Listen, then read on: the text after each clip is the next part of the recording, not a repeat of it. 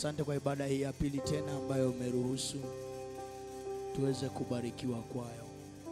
Katutendee matendo yako makubwa na ya utukufu kwa kinywa cha sauti yako mwenyewe. Kitakaposema tutasikia, nasi tutaponywa kwa utukufu wa jina la Yesu. Amen. Tuketi. Ufalme wake uje. His kingdom come. Kwa haraka kidogo, kitabu cha Kumbukumbu la Torati sura hiyo ya 32 kuanzia mstari wake wa 10. Alimkuta katika nchi ya ukame, katika jangwa tupu litishalo. Alimzunguka, akamtunza, akamhifadhi kama mboni ya jicho. Mfano wa tai ataharakishaye kioto chake na kupapatika juu ya makinda yake. Alikunjua mbawa zake, akamtoa, akamchukua juu ya mbawa zake. Bwana peke yake alimuongoza, wala hapakuwa na Mungu mgeni pamoja naye. Alimpandisha katika nchi, mahali pa nchi palipoinuka, naye akala mazao ya mashamba. Akamnyonyesha asali iliyotoka wajabalini na mafuta yaliyotoka katika mwamba wa gumegume, siagi na ya ng'ombe na maziwa ya kondoo, pamoja na mafuta ya wana kondoo waume wa Kibashani na mbuzi, na unono wa ngano iliyo nzuri. Ukanywa divai damu ya mzabibu. Lakini Yeshuruni alinenepa, akapiga teke, umenenepa, umekuwa mnene, umewanda. Ndipo akamwacha Mungu aliyemfanya, akamdharau mwamba wa wokovu wake. Wakamtia wivu kwa miungu migeni, wakamkasirisha kwa machukizo. Waliotoa sadaka za pepo si Mungu, kwa miungu wasioijua, kwa miungu mipya iliyotokea siku zilizo karibuni, ambayo baba zenu hawakuiogopa. Humkumbuki mwamba aliyekuzaa, Mungu aliyekuzaa umemsahau. Bwana akaona, akawachukia kwa sababu ya kukasirishwa na wanawe na binti zake. Akasema, nitawaficha uso wangu, nitaona mwisho wao utakuwaje, maana ni kizazi cha ukaidi mwingi, watoto wasio imani ndani yao. Wamenitia wivu kwa kisicho Mungu, wamenikasirisha kwa ubatili wao.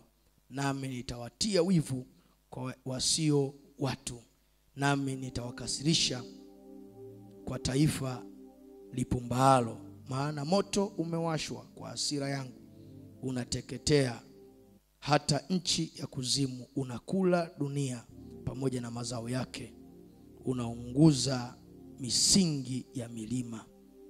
Nitaweka madhara juu yao chungu chungu, nitapiga kwa mishale yangu hata ikaishe.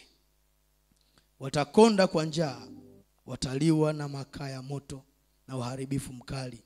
Nitawapelekea meno ya wanyama wakali, pamoja na sumu ya wadudu watambaao mavumbini.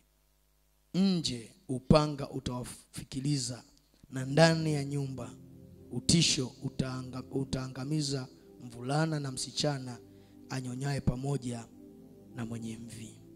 Nalisema, ningewatawanyia mbali, ningekomesha kumbukumbu lao kati ya wanadamu. Isipokuwa naliogopa makamio ya adui zao, wasije wakafikiri uongo, wasije wakasema, mkono wetu umetukuka, wala Bwana hakufanya haya yote. Maana hawa ni taifa wasio shauri, wala fahamu hamna ndani yao. Laiti wangekuwa na akili hata wakafahamu haya, ili wakatafakari mwisho wao. Mmoja angefukuzaje watu 1000? Wawili wangefukuzaje 10,000? Kama mwamba wao asingaliwauza, kama Bwana asingeliwatoa. Maana mwamba wao si kama mwamba wetu, hata adui zetu wenyewe ndivyo wahukumuvyo. Maana mzabibu wao ni mzabibu wa Sodoma, nao ni wa mashamba ya Gomora. Zabibu zao ni zabibu za uchungu, vichala vyao ni vichungu. Mvinyo yao ni sumu ya majoka, uchungu mkali wa nyoka. Je, haya hayakuwekwa akiba kwangu na kutiwa muhuri kati ya hazina yangu? Kisasi ni changu mimi na kulipa wakati itakapotokea miungu yao. Maana siku ya msiba wao imekaribia, na mambo yatakayowapata yatafanya haraka. Kwa kuwa Bwana amewaamua watu wake, atawahurumia watumwa wake. Aonapo ya kuwa nguvu zao zimeondoka, na ya kuwa habaki mtu aliyefungwa wala asiyefungwa, naye atasema, iko wapi miungu yao, mwamba ule waliotumaini, waliokula sahamu za sadaka zao na kunywa divai za sadaka zao za kinywaji? Na waondoke na kuwasaidia ninyi, na wawe hai himaya yenu.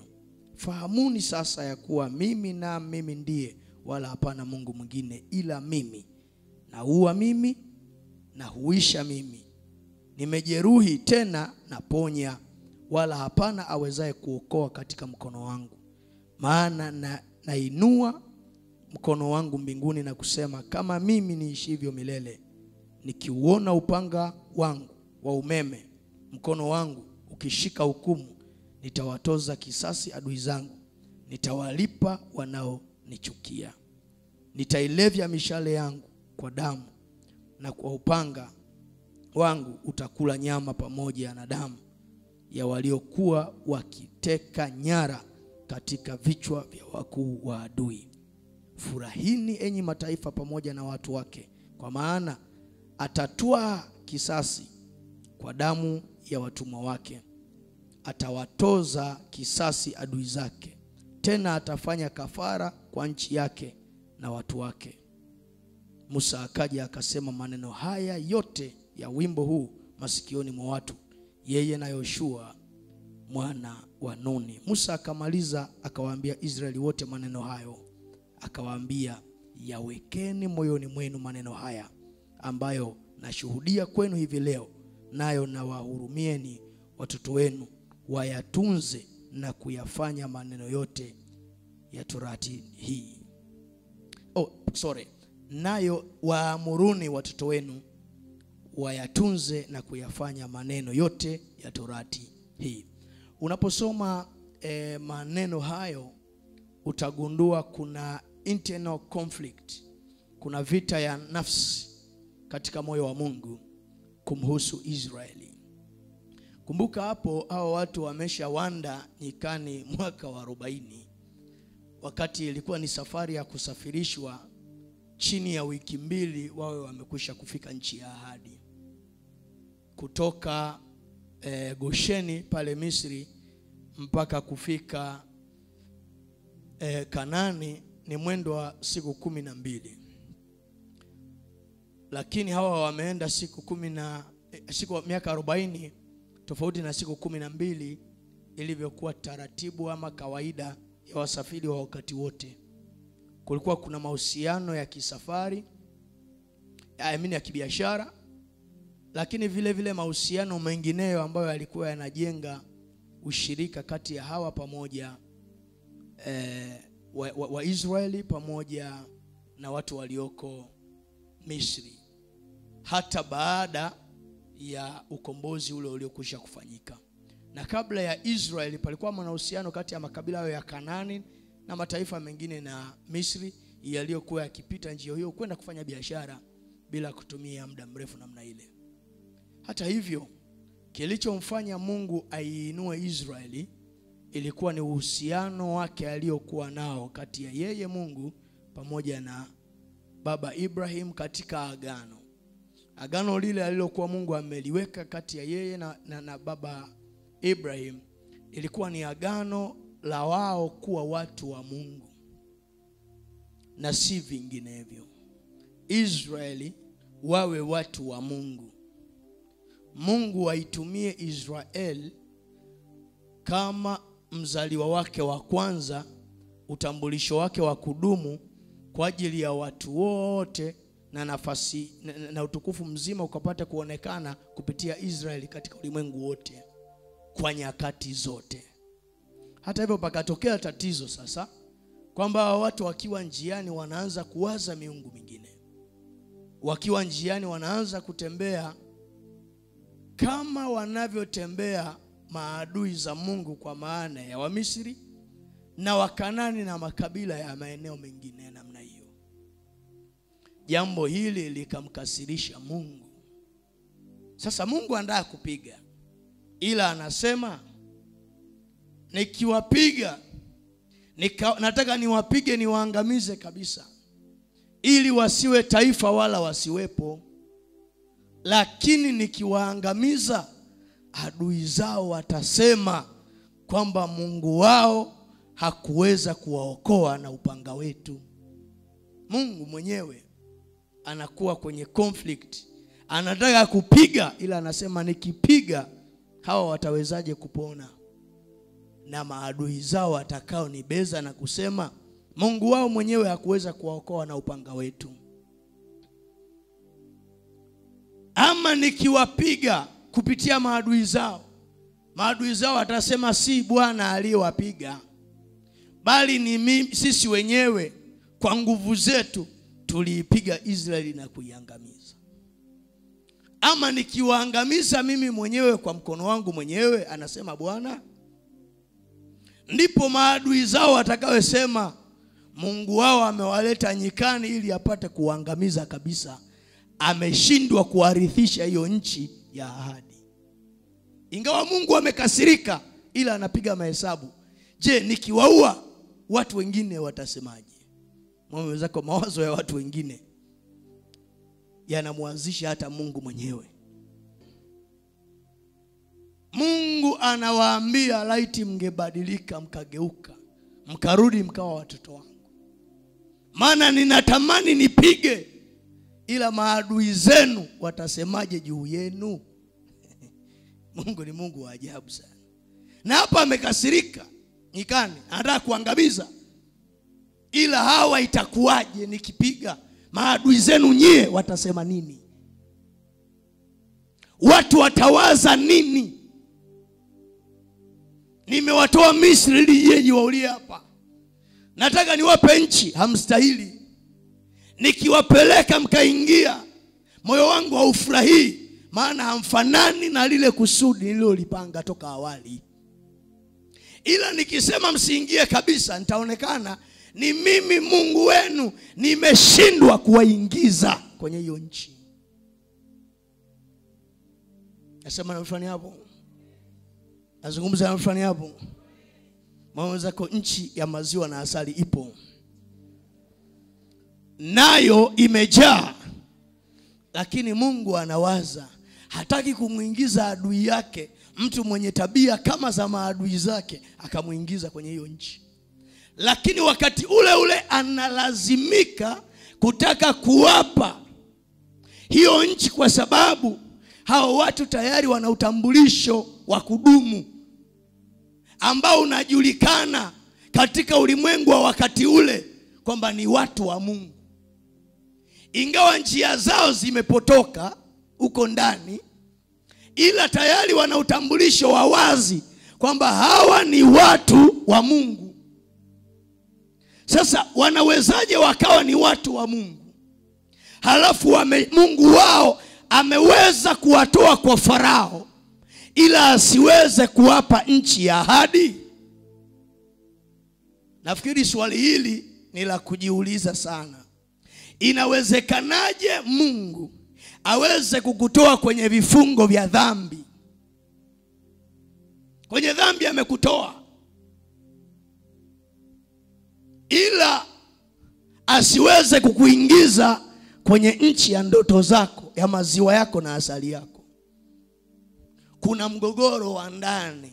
Mwambie mwenzako, mgogoro wa ndani kati ya Mungu na mtu wake. Kuna mgogoro wa ndani. Mungu anasema, nikimnyima kabisa huyu akafa kwa njaa hapa, nitaonekanaje? Na hawa ni kwa wale ambao tayari wana utambulisho wa Mungu moja kwa moja kwenye maisha yao. Mungu anasema, itaonekanaje? Itakuwaje? Lakini Mungu hataki kumtukuza mtu ambaye hajafaa, hajaingia kwenye nafasi ya viwango vya kustahili kutukuzwa. Kwa nini Mungu akusaidie? Kwa sababu angependa akupatie nchi yako ya kiagano hata sasa, ila kuna mgogoro unaoendelea. Hao watu wamemtia Mungu wivu. Kwa nini? Kwa kuwa na miungu mingine. Miungu mingine ni vitu vyovyote vinavyoweza kuchukua nafasi ya Mungu kwenye moyo wa mtu, kwenye ratiba ya mtu, kwenye maisha ya mtu. Miungu mingine ni mtu ama kitu chochote kinachoweza kikachukua nafasi ya Mungu. Kwa nini Mungu alimtaka Isaka? Alimtaka Isaka kwa sababu wakati hajatokea Isaka kwenye maisha ya Ibrahimu, kila siku ukisema tu neno Ibrahim, kinachokujia kwenye kichwa chako ni dhabihu. Alikuwa mzee wa dhabihu, mtu wa kuinua madhabahu na kutoa dhabihu. Isaka alipotokea, dhabihu zikakoma. Si mtu tena wa ibada na kutoa dhabihu. Dhabihu zimekoma kwa sababu amepata alichokuwa na kitafuta, na kile kitu kimechukua nafasi kwenye ratiba zake na moyo wake ya kudumu. Mungu akaona wivu, akamtaka Isaka ili Ibrahim arudi kumwabudu Mungu, na akamwambia mtoe dhabihu, awe dhabihu ya kuteketezwa, mlete. Mungu akaona wivu. Wakati anaenda kumtoa dhabihu, Mungu alikuwa ndani yake ameshamuona Ibrahim kwamba moyo wa ibada umerejea, na yuko tayari kuagana na Isaka aliyekuwa amewekeza moyo wake wote kwake. Nasema na mtu fulani hapo, huwezi ukaua kama hujakichukia. Huwezi ukakiua kama huwezi ukakitoa moyoni. Alikuwa ameshamtoa kwenye siti ya Mungu Isaka, na Mungu amekaa kwenye nafasi yake, na Isaka amekaa kama ni sadaka tu, ni dhabihu tu, na si zaidi ya hapo. Alipokwisha kuwekwa madhabahuni kama sadaka tu, na Mungu amebaki kuwa wa kuabudiwa na wa kusikilizwa, Mungu akamwambia usimuue huyo mtoto. Nasema na mtu fulani hapo, usimchinje. Nini kikatokea? Kichaka kikazaa kondoo.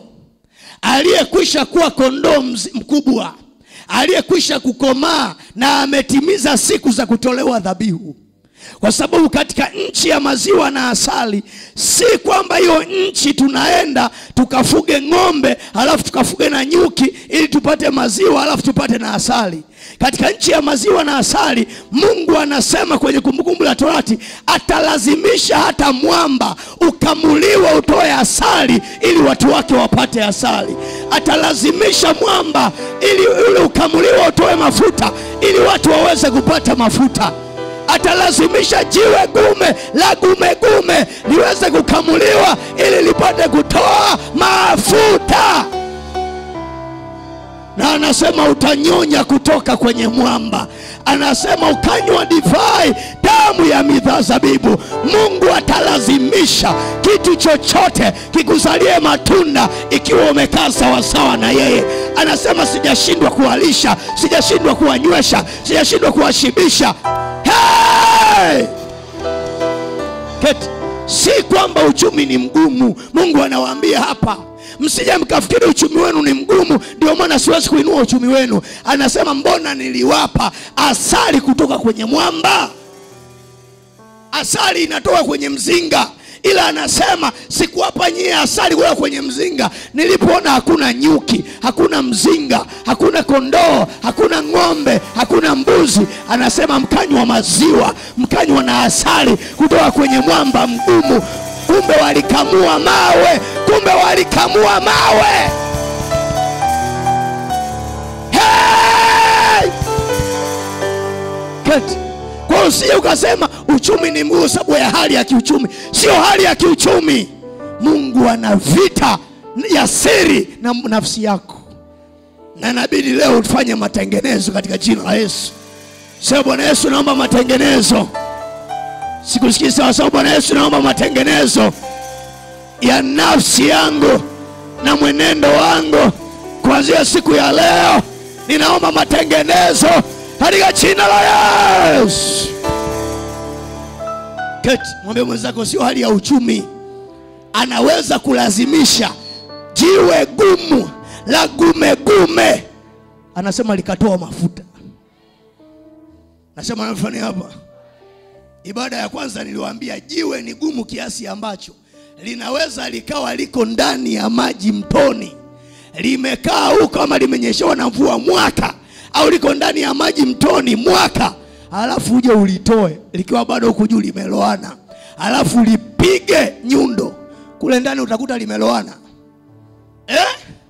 Utakuta limeloana. Ukilipasua ni kavu, halijawahi kuoga.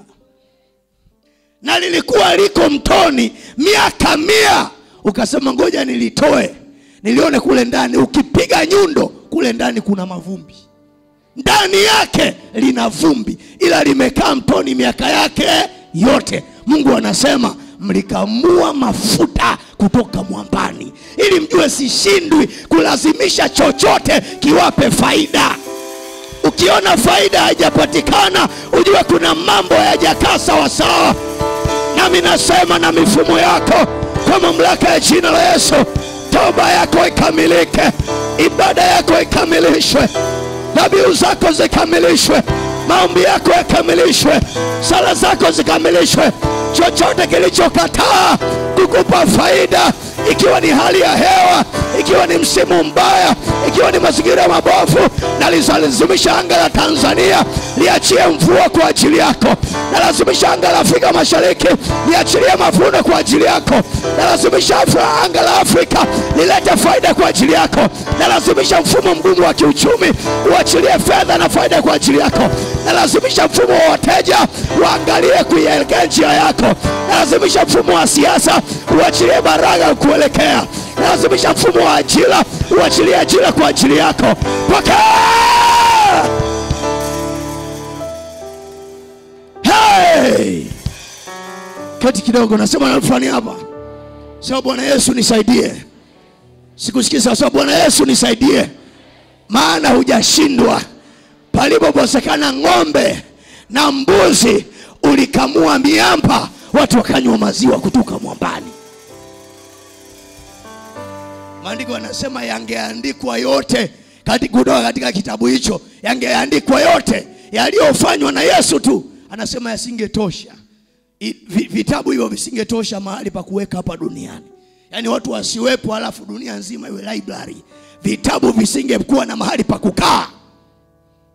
Sasa hapa ndio Musa anatuambia shuhuda za miaka 400 miaka 40 waliotembea jangwani. Kumbe watu walikamua. Unakamua nini? Yuko kwenye jiwe anakamua maziwa.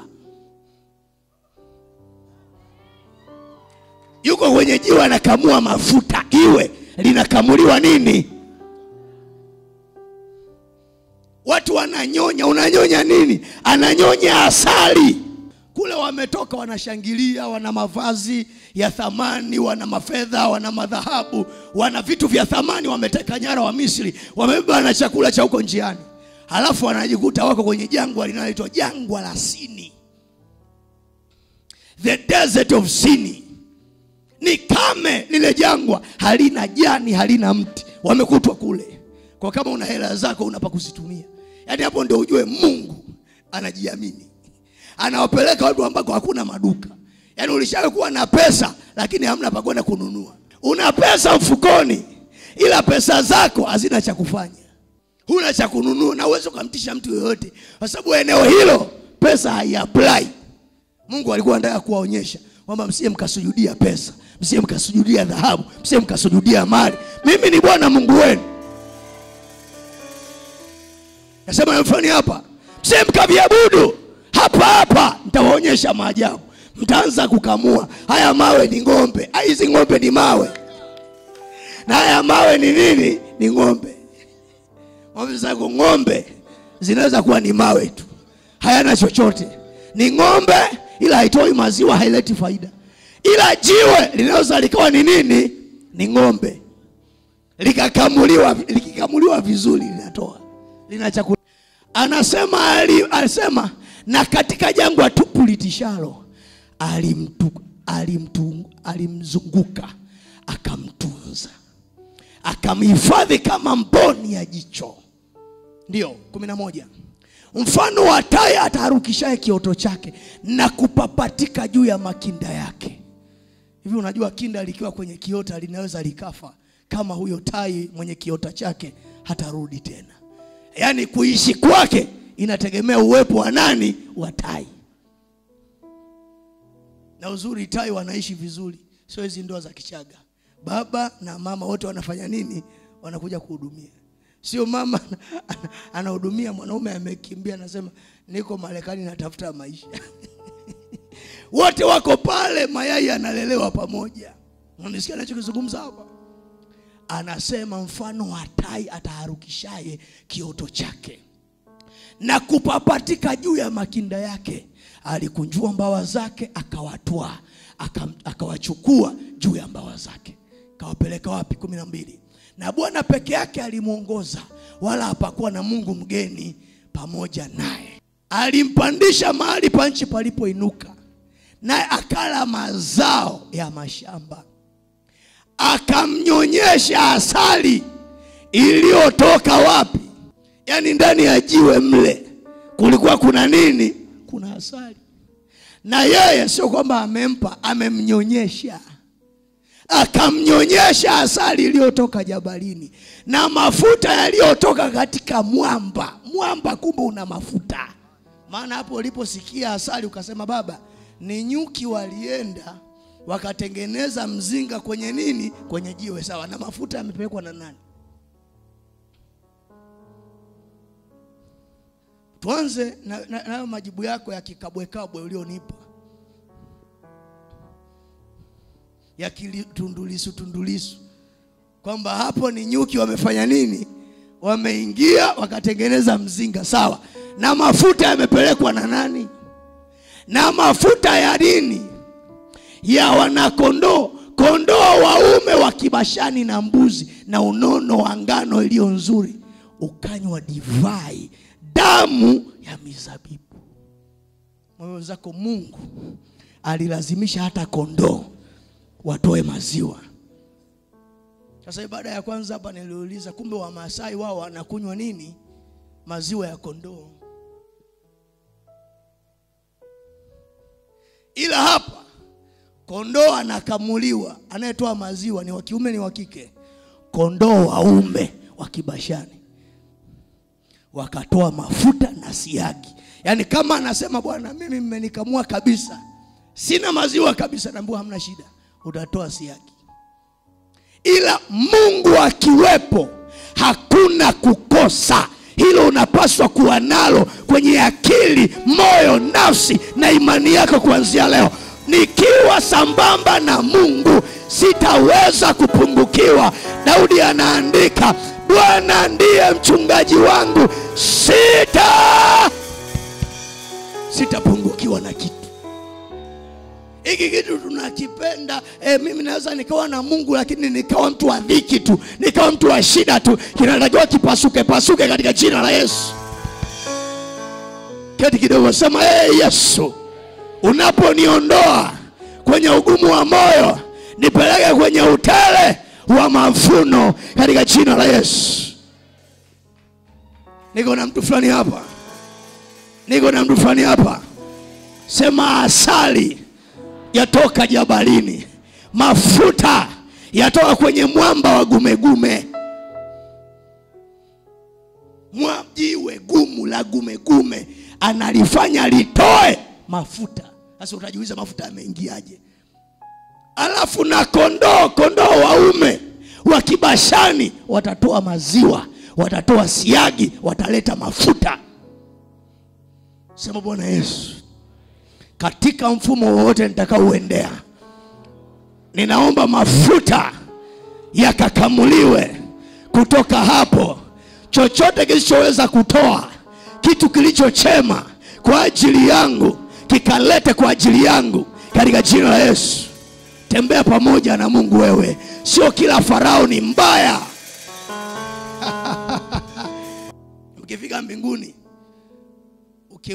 ukiwaambia wana wa Israeli, ukiwaambia Farao ni mtu mzuri sana, watapigana na Musa na watapigana vibaya sana na Yusufu. Yaani wakimwambia Farao ametufunga vitani na ni mtu mbaya, umemuendeaje? Mwambie kwa hamna mtu mbaya sana. Tatizo umemuendeaje? Umeenda na kitambulisho gani? Ukienda na NIDA peke yake anaweza akakusumbua. Muende kwa jina la Bwana Mungu wa majeshi ya Israeli aliyoyatukana yule Mfilisti asiyetahiriwa. Shika jiwe laini mkononi mwako, kisha litume kwa jina hilo la Bwana. Kuanguka ataanguka katika jina la Yesu. Farao hana ugumu wowote. Farao yule aliyewatumikisha wana wa Israeli, Farao yule aliyewatesa wana wa Israeli, Farao yule aliyewatenda mabaya wana wa Israeli, ndio Farao yule aliyemlea Musa kwa miaka 40. Inategemea umemuendea vipi. Mume wako atakamuliwa na atatoa maziwa, atatoa mafuta na ataachilia siagi.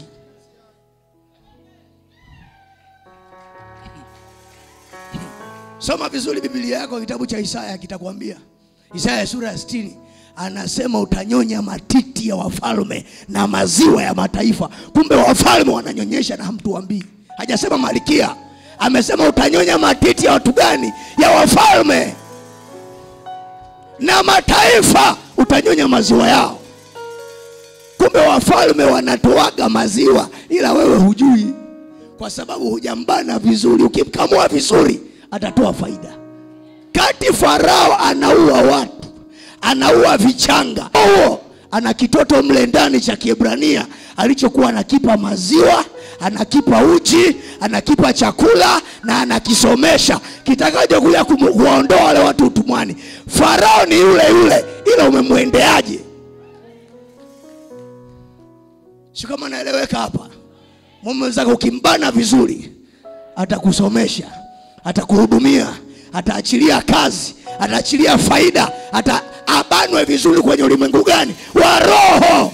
Kwa maana vita vyetu sisi si juu ya damu na nyama, bali ni juu ya falme na mamlaka, juu ya majeshi wa kiroho. Wakibanwa vizuri, kaa kidogo, mume wako akibanwa vizuri Farao, wakati anaua kila mtu, wewe atakuhudumia.